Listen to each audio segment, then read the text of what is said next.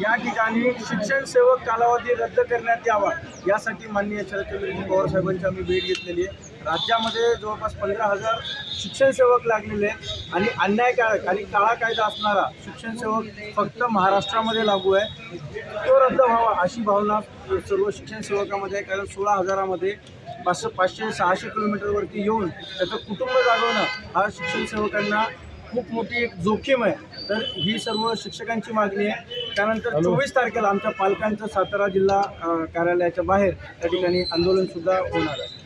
काय पत्र मागणी आहे? आमची मागणी आहे की जे 3 वर्षाचा शिक्षण सेवक कालावधी आहे, कुठल्याही पदासाठी क्लास 3 असो 4 असो, त्यांना प्रोबेशनरी पिरियड एवढा नाही आहे। फक्त शिक्षण सेवक, कृषी सेवक आणि त्या ठिकाणी ग्रामसेवक या 3 जणांना आहे, परंतु त्यांना मूळ वेतन मिळतं, परंतु शिक्षण सेवकांना मूळ वेतन मिळत नाही। शिपाई जरी लागला तरी त्याला मूळ वेतन दिलं जातं, परंतु शिक्षक हा समाज घडवणारा एक घटक आहे। या शिक्षकाला 3 वर्ष फक्त 16,000मध्ये त्या ठिकाणी कुटुंब जगवावं लागतं आणि त्यांचं वय बघितलं तर 35+ वय आहे। त्यांना सेवासुद्धा फक्त 10 आणि 15 वर्षाची त्या ठिकाणी मिळते।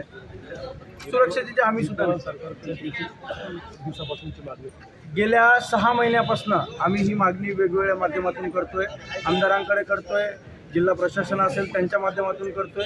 तरीसुद्धा आमचा मुद्दा हा मंत्री महोदय घेत नाहीत। मुख्यमंत्री महोदयापर्यंत आमचा विषय गेलेला आहे। 3-4 वेळेस आम्ही त्यांना भेटलोय।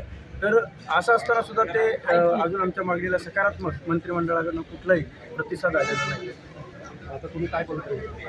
पवित्र आम्ही शिक्षण सेवक असल्यामुळं 24 तारखेनंतर जे आमचे पालक लोक आंदोलन या ठिकाणी सातारा जिल्ह्यामध्ये राज्यस्तरीय आंदोलन करत आहे, त्यांना पाठिंबा म्हणून आम्ही काळ्या फिती लावून त्या ठिकाणी काम करणार आणि रात्रीच्या वेळेस जे शिक्षण सेवक जवळपासचे ते सर्व त्या ठिकाणी मुक्कामाला आम्ही तिथे येणार।